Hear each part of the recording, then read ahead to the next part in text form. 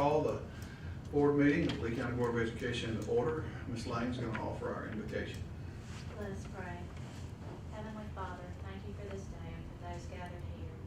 We thank you for the students and our staff. Grant us wisdom and discernment as we consider matters before us, and help us and other leaders to make those decisions that are in the best interest of our students. In your name we pray. Amen. Thank you. We have the agenda before us. We can adopt it by consent. That's all right with everyone. All right, I believe we have some special guests. Chief of Police from the city of Leesburg, Dr. Miller, would you like to introduce her? Yes, sir. Chief Chris Prokesh is a lifelong resident of Leesburg and Lee County and an LCSS alum. And he served with the police department since 1997. And he's here today to speak to the board about the addition of license plate recognition technology in our school zones. Chief? Welcome, Chief. Appreciate y'all having us over tonight. Everybody's having a good evening. We did a presentation to our city council this past Tuesday night during our normal council meeting, and I had asked Dr. Miller to attend, and Dr. Miller asked me to attend to kind of pass on the same thing to the board tonight.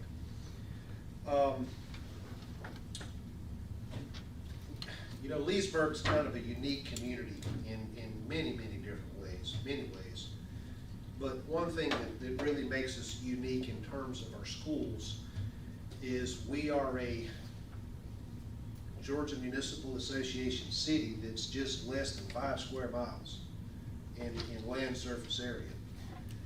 But in that less than 4.76 square miles, we have the entirety of a 6A school system. When I was here in school, we had 3 schools. We had the elementary school, the middle school, and the high school. When my mother was here in school, there was just one, right here on Starksville. But now, counting the pre-K and the Head Start, we actually have 10 different buildings throughout the city that house our students. The other thing that kind of comes unique with that, other than all of the tennis stadiums, the school bus shop, every aspect of that 6A school system is in the city limits. But the other thing that kind of comes unique with that is the traffic in the city during school hours, mainly the morning and afternoon school time. For everybody here, I think that goes without saying, everybody here knows what the traffic's like in Leesburg during those hours.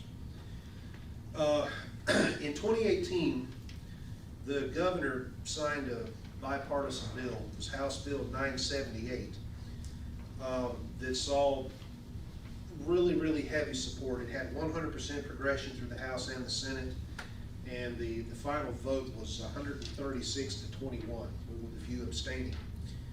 But what that bill did is allowed for Georgia to adopt speed enforcement cameras in school zones. Several of it, now the ball was supposed to get rolling on this a little earlier in 2018, but you know, we had a few minor things, little things like hurricanes and global pandemics that have kind of gotten in the way of that. But now that we're catching up, we've got several cities that are doing this. Albany, to name one of the closest, Thomasville, several others. We had a meeting with one of the vendors that provides this. We actually met with several vendors, but the one we chose is a company called Red Speed Georgia. What they're proposing is we had them come and do speed studies. They hired an independent engineering firm out of Albany to come and do speed studies in all of our school zones. And the numbers are somewhat overwhelming. In a one-day time period between 7:30 in the morning when the school zone starts through 4 o'clock in the afternoon when the school zone ends, in that one day, we had 1,873 people that were in those school zones that were exceeding the speed limit by more than 10 miles per hour over the speed limit. Some as high as 60 miles per hour in these school zones. Now, with the traffic situation that we have in Leesburg, as you well know, people get aggravated when they get in traffic. The endorphins start flowing, that adrenal gland starts pumping, and the response to that is driving becomes somewhat competitive, if not in some cases combative, where everybody's trying to outmaneuver the other. You know, the gas pedal gets pushed, problems start to happen. As all of you are probably aware, we have had a number of traffic accidents in the city of Leesburg over the past several years that have resulted in injury, students getting injured. We've had one student that was actually hit crossing Peach Street coming from the high school. Peach at this time is not actually listed as a school zone on our city speed detection permit, but it does meet the criteria of being within 1,000 foot of real property owned by the school. As you know, Trojan Way, as you come out the back, and it dead ends into Peach Street in the afternoon time because of the massive volume of traffic that reverts. The school owns that road all the way up to the stop sign, and it reverts to all vehicles one direction. So just to kind of set your mind frame in this, if I'm in the right lane coming out, I've got another vehicle over here on the left. If I'm wanting to go straight across or to turn right to go back to 32 to Main Street, and the vehicle to the left of me is wanting to turn left to go down Peach Street, we get to the edge of that stop sign and we get competitive to the point where each of us is trying to outnudge the other to look around them so that we can go. We've had a number of accidents there. We have a number of accidents at the end of Peach where vehicles start the rear end. I think maybe it's just, you know, younger, less experienced drivers, maybe not paying attention to what they really need to. But we work more accidents in this city just during those 2 times a day that we have all of that school traffic than we do all of the rest of the time combined. We actually work more accidents on Highway 32, Leslie, and Peach than we do anywhere else in the city combined, including all of the 4 lanes. That being said, when we have the speed studies done in all of our existing school zones, there were 1,873 that were checked going in excess of 10 miles an hour over the speed limit. And what we have done is we have opted to go into a partnership with Red Speed. Red Speed is going to install the speed cameras in the school zones. Before they go active, there's going to be a big media blast we're going to get with WALB and WFXL, and of course myself and likely the sheriff will be standing out there next to one of these things, kind of like Albany did with theirs, saying, now please slow down. If you don't, you know, these cameras are going to get you. It's going to go out in the paper. Jim Quinn actually come and picked up the paperwork from me today. I think it may be coming out the first round this week. But the Ledger, the Herald, Facebook, all of our social media sites, the city website. We're even actually going to send out notices in all of the utility bills. The emphasis on this is not to write citations. The emphasis in this is to try and control these almost 2,000 speeding offenses per day that are leading to these accidents. With that being said, the speed detection equipment with these will only operate on school days during the times of the day that school is in session, including the 1 hour before and the 1 hour after during the normal school zone times. It's going to be set with a minimum buffer that I really don't want to advertise, but it's going to be set with a fair, reasonable buffer of how far you have to be over before this is going to take enforcement action. Secondarily, the speeding fines for this are going to be set at the bare minimum $75, and it's not going to carry any points on driver's license. There again, the purpose of this is not to generate revenue, it's to increase safety. If one of my officers, Captain Barrett, were to catch somebody in a school zone running radar or running laser at that speed, remember your speeding zone fines are doubled, also the points are doubled. That's the $220 fine with 2 points on your driver's license versus this being $75 with no points. I really want to reiterate that this is not a revenue aspect. This is trying to gain voluntary compliance. Now, in addition to the speed enforcement equipment, I think this is what Dr. Miller really wanted me to allude to. In addition to the speed enforcement aspect that will only run during the school hours and only during school days, the system is also going to have what we call LPR cameras, license plate recognition cameras. And if you're unfamiliar with LPR technology, basically it was something that derived from facial recognition software, that it can look at a tag and it can decipher the alphanumeric numbers and letters that are on a tag, as well as giving the vehicle description.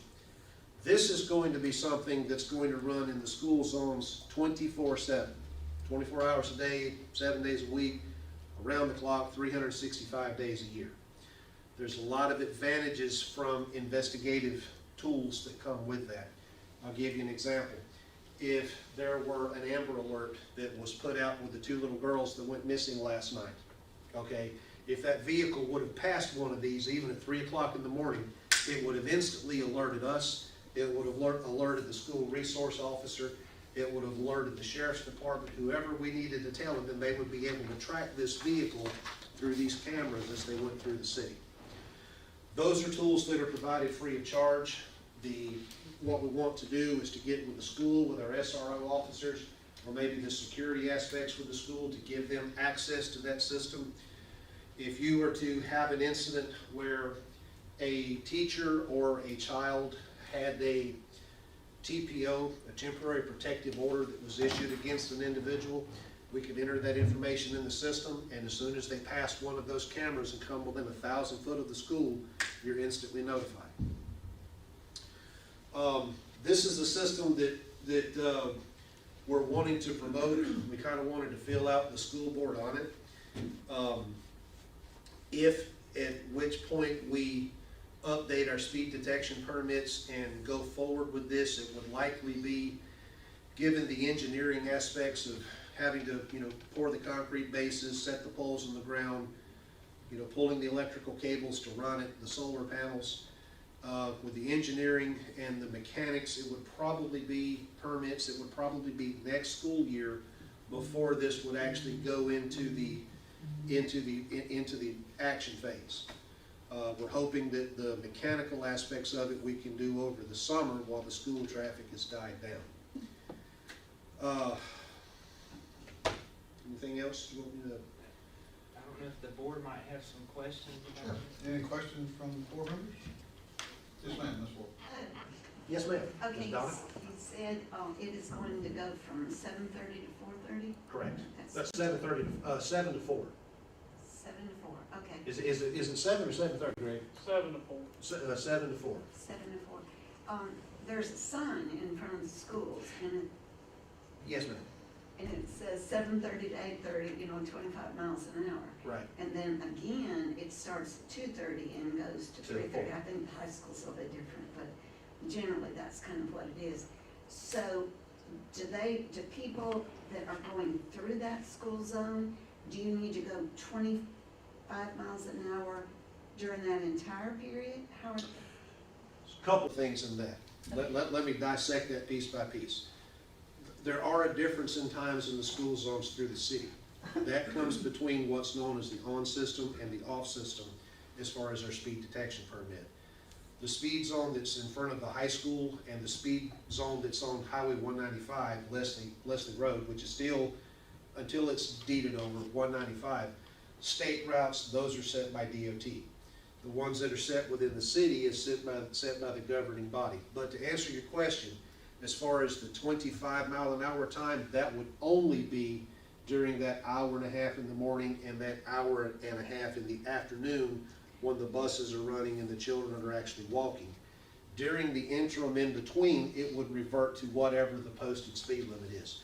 For instance, in front of the high school on Highway 32, during that hour and a half of the morning, it would run at 25, well, it's actually not going to take enforcement action until you're more than 10 miles an hour over the speed limit, but it would enforce it as a 25 mile per hour speed zone. In the interim time in the afternoon, it would revert to a 45-mile-an-hour speed zone, again, not taking enforcement action until it exceeded that threshold. And then in the afternoon at 2:30, it would revert back to a 25-mile-per-hour zone, enforce that with the buffer until 4 p.m. it would shut off. So let's say that a car's going through and it's not during those two times, and it's not going 45 miles an hour, it's going faster. So is your camera going to take a picture of that car exceeding the speed limit in that area right in front of the school? If it exceeds 55 miles per hour, yes. Yes, it'll run from 7 a.m. to 4 p.m. From 7 to 4. Yes. And then, one more little thing, is the ticket generated from this company, or is it generated from you? I mean, do you get a file and then? Yes.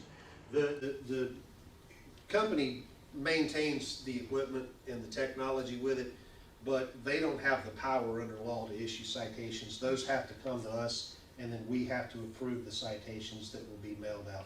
So yes, it's actually the police department that would be issuing the citations, not the company. Okay. What's the turnaround time on that? They have told me 30 days. The turnaround time on sending the citations, or turnaround time on getting the system up and Between the time operating. you're snapped and you approve and edit the list and it gets to the. Okay, once it's done, it will send the information to us within a 24-hour period. We will approve it. It will then be sent out by mail. Once it goes out by mail, it'll be a 30-day period that they have to respond to the citation. And then I assume, because it's based on the tag, the ticket will be issued to the person that the car is titled to, not necessarily the driver. That is absolutely Yeah, correct. might That's wanna actually get required under state law. Right, you might want to give parents a So- heads up, because Yeah, what happens if my kid, you're driving a truck and he speeds in it? I'm gonna get a ticket.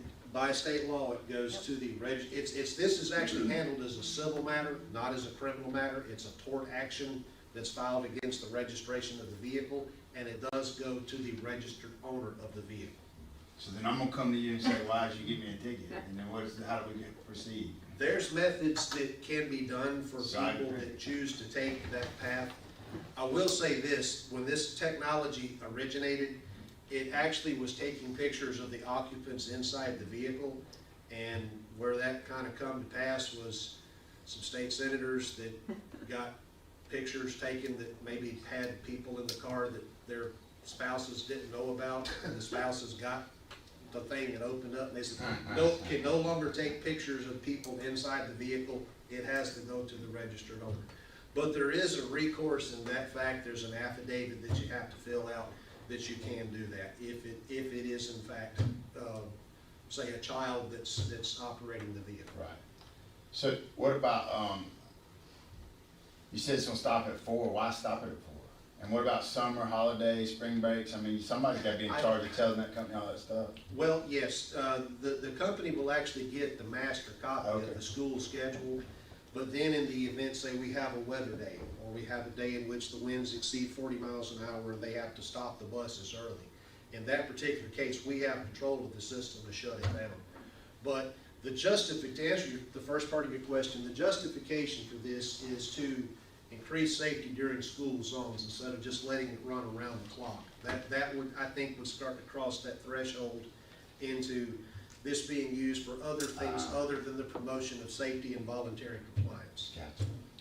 So this carries a $75 fine. Yes. So that in no way impedes you or your officers from issuing citations in those zones that are, as they had been in the past, that are larger fines, more impactful on your drivers. So I mean, this is not a free pass for folks who want to pay $75 and get through those zones if they're in a hurry. I mean, they still run the risk of regular citations. Correct. Frank, there is a default in that if the same if the same tag number goes through the system, it's going to default to the citation issued by the officer. But everybody sees us in the afternoon time and think, oh, Leesburg's, they've grown. They've got 6 or 7 police officers on duty now. We actually don't. of our police department, 1/3 of our full-time staff are assigned solely to the schools as SROs. So we actually have 4 officers in the school during the daytime, but I actually only have 2 patrol officers on the road during those times between 9 different school zones.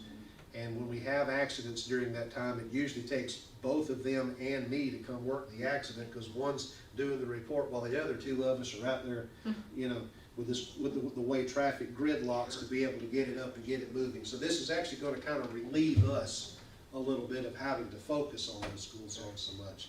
But I can tell you, you know, I've been in this seat that I'm in since, you know, just before the great winds of October 18. But before that, I was here with the city for 24 years as a police officer.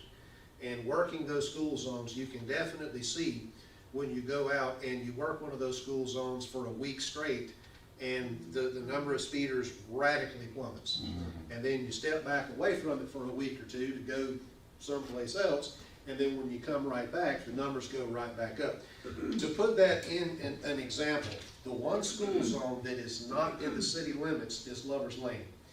I told you we had 1,873 violations throughout the city through all of the school zones. That does not include Lover's Lane Road, because Lover's Lane Road is not enforced by law enforcement.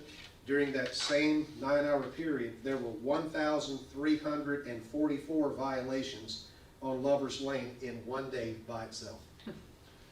That's an example of what happens when it's not enforced. So this is, it is going to make the school zone safer, but at the same time, it's actually going to free up my guys, because we're working very limited numbers. You're not asking for approval, but I think it's a great system. I don't know about everybody else. Well, actually, I did want to get the board's feel on it. Yeah. We work hand in hand with the school system. You know, we do the SRO program for the schools, and we're really hoping y'all are gonna pick up a couple more slots in that in the near future. That being said, we did kind of want to get the climate and the temperament of it from the commission. A quick question. Yes, ma'am. I know that the high school, for one, has got the yellow lights. And, I mean, do you see a difference when those lights are activated as opposed to the school, Lee County Elementary on Lover's Lane, that has no lights, to where people might not be watching their watch to see that it's 2:30 in the afternoon? Would it be something that the school system needs to do to put some sort of a warning light, you know, maybe on the sign that says, you know, 7:30 to 8:30, you know? I mean, something to kind of catch people's attention. I mean, do you see that as being something helpful? I do. The lights, the two sets of lights that we have are on the state highways, which is required if you have a school zone on the state highway. One of the things that's required by this bill is that 500 feet in each direction of the enforcement period, there's a very large sign that has to be permanently posted, warning saying speed, or I think it says photo enforcement, whatever ahead, school zone, and then the speed. So it's giving you that warning and the times of operation, 500 feet. I should have said this at the beginning, but this does require that those signs be posted 500 feet of the enforcement area. That will actually tell people, warning, photo speed enforcement ahead. Okay, thank you. Yes, ma'am. Any other questions of the chief? Thank you, sir. Thank you. Yes, for sir. being I here. appreciate y'all having me. We appreciate everything y'all do for us on a daily Very much basis. so. It goes both ways. We're very proud of the relationship that we have with the school system. As Greg and I were riding over here, he looked over and he said, "Chief, this is the first time I've ever been to a school meeting." I said, "Greg, it's mine too." Come back in. But we really do appreciate y'all having us. If Yes, you sir. have any issues, please feel free to call us. Thank Y'all you have a very good much. evening. Thank you. Yes, ma'am. All right, Dr. Miller, I believe we have a special performance for us right now. Yes, sir. March is School Board Appreciation Month, so we have a special virtual presentation by the combined choirs of Lee County Middle School East and Lee County Middle School West. So if we for the Board of Education members. The reason why I think this is very exciting and could really help our chorus is because, first of all, we get more experience and we get to hear feedback from the Board of Education members. And that can really help us learn to grow and learn and teach us something. The process has been very great. We started good, but over time we've gotten better. So and it's very exciting, and I can't wait for it.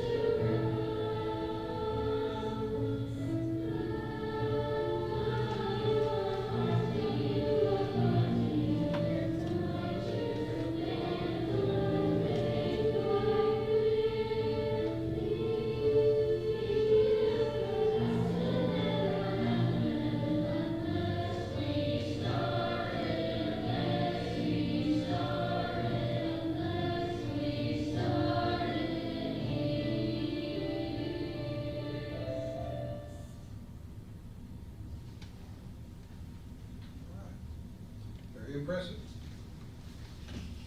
Please thank them for us. And Miss Robinson was instrumental in the video and the production of that piece, working with Mr. Kroll and our musical classes. Thank you. All right. You have the minutes from our February 8th and 22nd board meetings. What is the pleasure of the board as it relates to those minutes? Have a motion from Ms. Lang. Is there a second? Second. Second from Dr. Newell. Any discussion about those two minute packages? Hearing none, all those in favor, let it be known by saying aye. Aye. Any opposition? Passes 5-0. You have a presentation of the financial reports from both January and February. What is the pleasure of the board? Excuse me. Have a motion from Ms. Lang. Is there a second? Second from Dr. Newell. Any discussion? Yes. Yes, ma'am. Gary, I noticed in the February statement that the CARES Act, we got about $6,800. In January, we got about $288. Overall, what are we anticipating from CARES? Well, there's 600,000 that we got back. We should have got that back in November or December, but then there's $1.5 million, and then I don't know about the CARES 3 yet. So, I mean, there's gonna be a lot of money. We we got 2.8 million in CARES 2, or we will in the process. And then also, I've been told it's estimated that we'll get, it'll be much more in our CARES 3 round, And more that- than 2.8 million. That will be spent on technology? Well, a portion of the CARES 2 money is going towards technology, yes, ma'am. Oh, okay. And Gary, one more little question. Sure.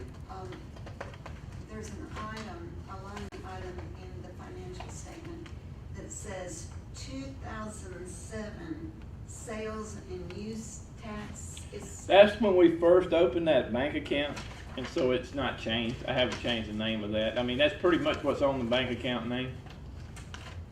Okay. Just checking. That's true. All right. Any other questions? All those in favor of accepting these reports, please let me know by saying aye. Aye.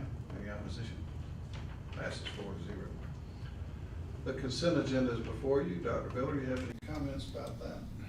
This time of year, we start to see the consent agendas being a little bit longer, March, April, and May, because of personnel actions. We have 20 recommendations for employment, 11 resignations, 6 reassignments, 3 retirements, 5 requests for fundraisers by schools, and then 4 out-of-state or overnight field trip requests, and 1 request to use our facilities for a football camp.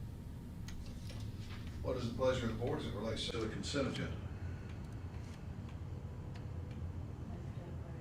Motion from Ms. Lang, is there a second?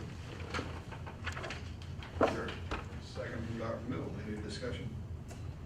The Pop Warner football, are they doing this practice? Are they holding games? What exactly are they doing over there? Or it's Coach Fabrizio and Dan Cruz, and it's Pop Warner football. It says training day. Yes, ma'am, it's like a camp type activity. It lasts how long? I do not know the exact hours. It's involving young students, so I would think it would be, these are kids probably in middle school and below. But it's basically a one-day camp, isn't it? Yes, ma'am. I would. Yes, Friday, March 12th. Okay. Thank you. Any other questions? Hearing none, all those in favor, let it be known by saying aye. Aye. Any opposition? Passes 4-0. Moving on to your reports, Dr. Miller. Well, with it being School Board Appreciation Month, I would like to take this opportunity to thank the members of the Lee County Board of Education for their dedication and service. Strong board leadership is vital to the success of our students, and Lee County's enjoyed the support of a student-focused leaders who ensure the success of our public schools, and we would not be able to do what we do without all of you. So thank you for all you do on behalf of the students in this community. SPLOST report we had another record-setting month. In February, we collected $347,289.28. That's the highest total ever for the month of February since SPLOST began. And it's the first time in the month of February that we surpassed $300,000 in collections since 2010. And that would predate the TAVT, right? So that's great news. And we're very thankful for that. I was speaking with the superintendent on my way to work this morning from another system, and he was saying likewise for their district in the middle part of Georgia. Regarding SPLOST collections. Food service report, you have the numbers there before you. Did you know that we have students, our own students, who actually work in the cafeteria at three different schools? These students are part of Ms. Kaylin Tomlinson's community-based vocational instruction classes, and there's some pictures in your report and the names of the students. I'm very proud of that and appreciate their contribution to our school food program. Right now, we're averaging about 46% participation in school lunch and 19% participation in breakfast. And if you remember, Secretary of Agriculture Purdue and the USDA made school lunches free throughout this year because of the pandemic. The other 54%. I bring their lunch, I'm assuming. I cannot answer for that one. Well, no, not specifically, but. Yes, well, when you look at the data, the participation is much higher, much younger. Some kids are getting out of school early, or they're dual enrollment, they're not here the whole day, and so they're obviously, I would think if they were leaving campus, they'd probably visit some other place, we have great lunches, but. So, student health services, I just want to read something to you. This is what was said at the March 9th, 2020 board meeting. Okay, remember, this is from a year ago.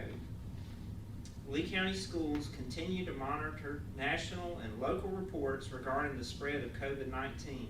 While there are currently no documented cases in Lee County, as a precaution, Lee County schools are preparing for all possibilities regarding the spread of the virus, as well as enhancing preventative measures to safeguard the students and staff of Lee County. I do not think all possibilities included school being closed from March 13th through the end of the year. And to date, we've had somewhere around 400 cases of COVID-19 and more than 3,000 students quarantined.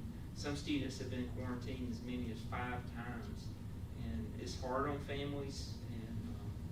We know that, but we're very thankful and looking forward to the vaccination clinic, which will occur a week from today at Lee County High School. And we have a number of staff participating in the clinic, but also beginning today, March 8th, our educators were able to get the opportunity to be vaccinated elsewhere. And we've heard from Phoebe Sumter, Albany Area Primary Health Care, pharmacies, and of course local doctors are also an option. So we feel like there's going to be more staff vaccinated than what is actually participating in our program. And some have already been vaccinated. So right now, as of today, we have 9 cases in the school system and 249 in quarantine. Moving right on to transportation. The mini buses that the board approved purchasing in February have been delivered and are already out on the road, so thank you for that. I had a chance to visit the bus shop last week, and Mr. Haynes took time to show me the new technology. We've installed GPS on all the buses, and he has a map of the county, and you can see where each individual bus is in relation to its route. There's a green dot, and it also shows the speed of the bus. It shows, the safety record. It really is great data and information, and our parents can download the app and track the bus arrival times for their children. So it's really, really moving us forward. So very thankful for that. And we are working on preliminary plans for paving the bus parking lot, hopefully this summer. That would be a great thing. It's something that's been talked about for years and years and years, and we hope to check that off this summer. Plant operations have completed several projects, upgrades to some of the athletic facilities. One exciting new project, we signed the purchase order today, is out at the top of the hill where the cafeteria is. We have some students that are in the pre-K special needs program, and they leave in the middle of the day. If it's raining, they're getting wet going to the vehicle. So we're gonna expand the awning up there to give them more coverage, and we're also gonna put in some fencing to, because sometimes they might get away from us. They like to, their enthusiasm is great, and they're wonderful students, but they get excited sometimes and they want to run. So we're going to make some additions to help us address that with the pre-K. And you can see the That was previously just plywood boards, and Franklin's staff went in and put some vinyl siding to make that look more appropriate. And we've also added a bench. You can see it there. That was requested by our pre-K teachers because the kids have to wait when the bus picks them up. This is our special needs kids, and so they really enjoyed that bench. Okay, technology. We recently completed the process of ordering devices to move our system up to a one-to-one level with devices for all students. This amounted to about 4,000 Chromebooks that we ordered and 44 computer carts along with licensing and servicing contracts. This totals $1,367,000.91 expenditure of CARES 2 money to help us move forward. And you have a copy of the invoice. I gave all of you a copy of that. It wasn't included in the minutes, but I wanted you to be able to see it. So we're thankful and we look forward to that. It's probably going to be 8 weeks before delivery. I want to compliment our technology department. Today they had a challenge, to be sure. We squirrel ate through the fiber at the high school, and so we had basically we could have phones or internet. We opted for internet so that the student continuity of learning could be available. But if you tried to call the high school today, you probably didn't get through. They were working with a provider to splice the fiber. We briefly took down East Elementary, Lee Primary, and the high school this afternoon as part of that process. But the technology team's been working on this all day. We hope to have that back in order tomorrow. And that's all I have. Yes, Ms. Ford? There was an issue with the tennis courts, Yes, ma'am. with the tennis courts Yes, crack, ma'am. the surface cracking. Yes, ma'am. Is plant operations gonna handle that, or how's that gonna be corrected? I'm going to let Gary speak about that. Franklin is working with our engineer that works through Buckley to get that warranty. They may have to come back and resurface. So, no, we're not gonna, the company's responsible for that. Okay. A nearby school system had the same issue and had to totally redo their courts, and they were actually, I believe, newer than ours. So we're, if you walk out there, you'll see the cracks in the court. It's too soon Is for that that.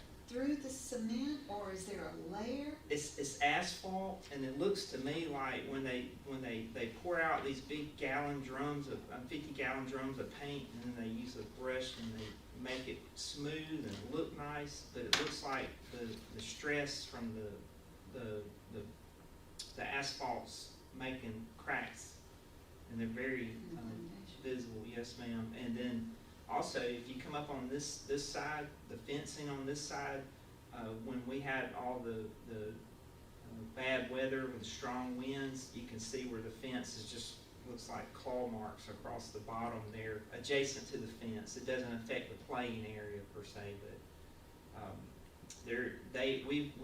we were working on this last March, and then the pandemic hit, and we've circled back to it. Gary's been in talks with the architect and as well as their engineer. I know has met with Franklin. I had a discussion with him this past week about that.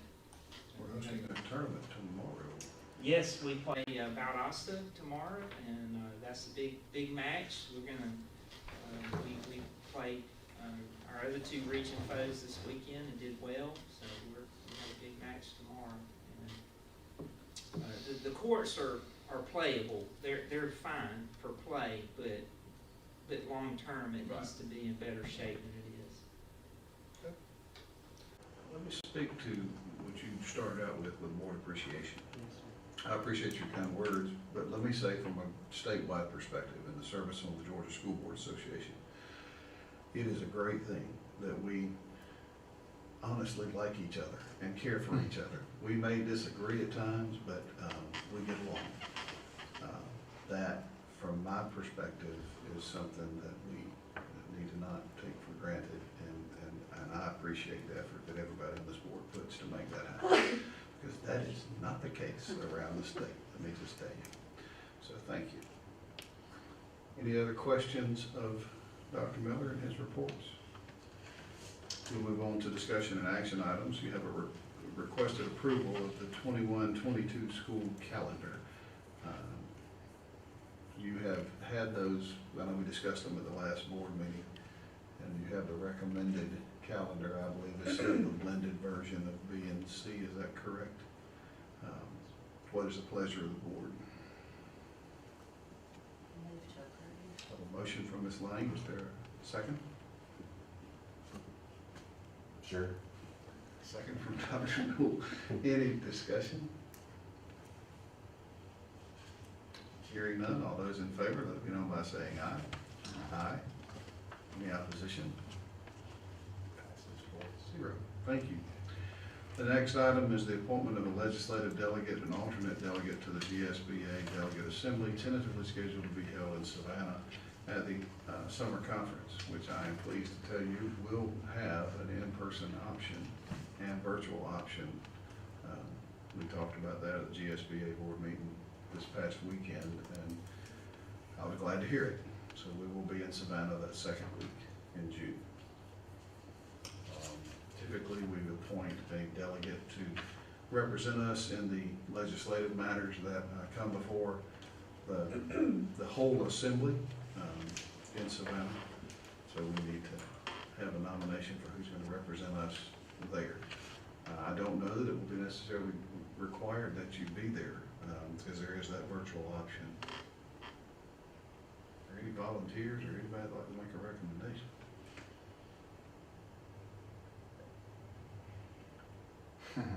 Anybody plan to go? I don't remember. I did it last time. Miss Donna and Sylvia, I think, last year. Are you going this year? More than likely. Would you like to be on? No, I think I can do that. I can be Based on where everybody's. So Claire, the delegate, Donna is the alternate. Would you like to make that recommendation, Dr.? That's what I recommend. Claire and Miss Donna. All right, we have a motion. Is there a second? Second by Ms. Lang. Any discussion? All those in favor, let me know by saying aye. Aye.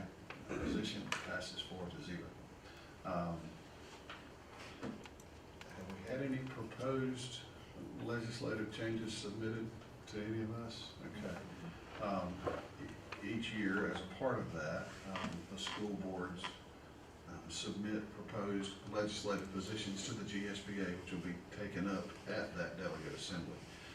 Those need to be in by April the 15th. So if you have any, I know Dr. Clay used to write quite a few, and we got the attention of a lot of folks when he did that too. He put a lot of time and effort into it. So any positions you may have, please, let's get together and submit them. Any discussion about that? Any questions? All right, moving on to item number 4. Dr. Miller.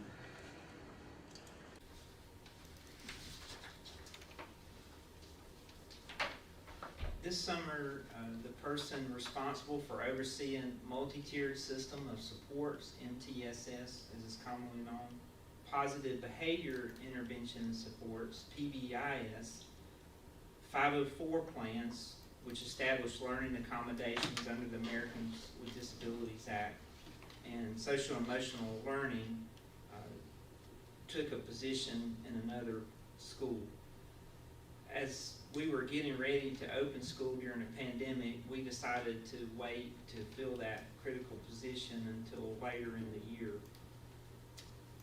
I would like to recommend Ms. Kelly Duke, principal of Lee County Middle School East, as the appointee for the Director of Student Services. In this role, each of the areas listed above will be served, and this person will also bring their expertise in math to support math instruction in our schools. Some of our most critical needs going forward will be dealing with the loss of learning. MTSS is really just good instruction. It applies to every child, but the tiers of MTSS address learning needs or difficulties that students may encounter. And as we move forward, coming out of the pandemic, we're gonna face loss of learning, and in particular, the research indicates that math is the greatest area affected by that.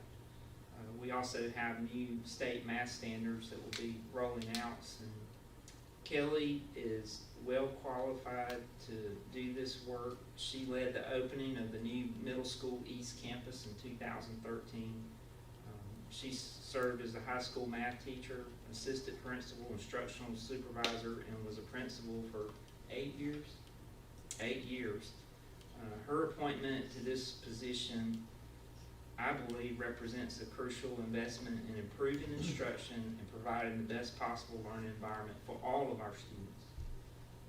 In particular for those who may encounter difficulties with the learning and need the support of a 504 plan, or PBIS as it relates to behavior. Social emotional, which is another, the research is indicating that is a tremendous need for our students coming out of the pandemic. And we think this is crucial towards our success. So I would like to recommend Ms. Kelly Duke. You have heard a recommendation from the superintendent. What is the pleasure of the board? Accept or approve. We have a motion from Dr. Newell. Is there a second? Second from Ms. Lang. Is there any discussion? Hearing none, all those in favor, let it be known by saying aye. Aye. Any opposition?